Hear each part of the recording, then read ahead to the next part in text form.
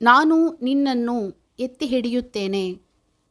ಯೆಶಾಯ 41:15. ನನ್ನ ಧರ್ಮದ ಬಲಗೈಯನ್ನು ನಿನಗೆ ಆಧಾರ ಮಾಡುತ್ತೇನೆ, ನನ್ನ ನೀತಿಯ ಬಲಗೈಯಿಂದ ನಿನ್ನನ್ನು ಎತ್ತಿ ಹಿಡಿಯುತ್ತೇನೆ. ಪವಿತ್ರ ಬೈಬಲ್ನಲ್ಲಿ ನಾವು ಕರ್ತನನ್ನು ಹಿಡಿದುಕೊಂಡಿರುವುದು ಒಳ್ಳೆಯದು, ಆದರೆ ಕರ್ತನು ನಮ್ಮನ್ನು ಹಿಡಿದುಕೊಂಡಿದ್ದಾನೆ ಎನ್ನುವ ಅರಿವು ಅದಕ್ಕಿಂತಲೂ ಮುಖ್ಯವಾದದ್ದು.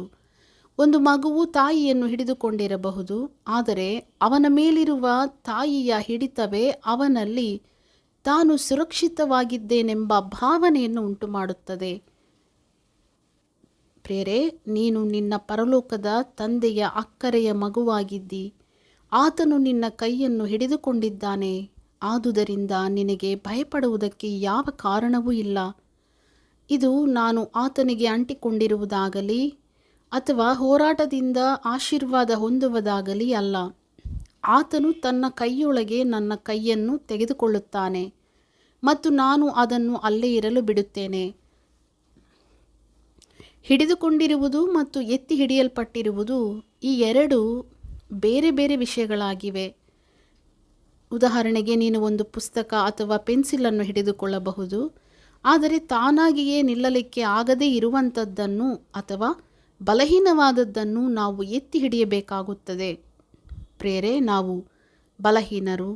ದೈವಿಕ ಸಹಾಯವಿಲ್ಲದೆ ನಾವು ನೆಟ್ಟಗೆ ನಿಲ್ಲಲಿಕ್ಕೆ ಆಗುವುದಿಲ್ಲ.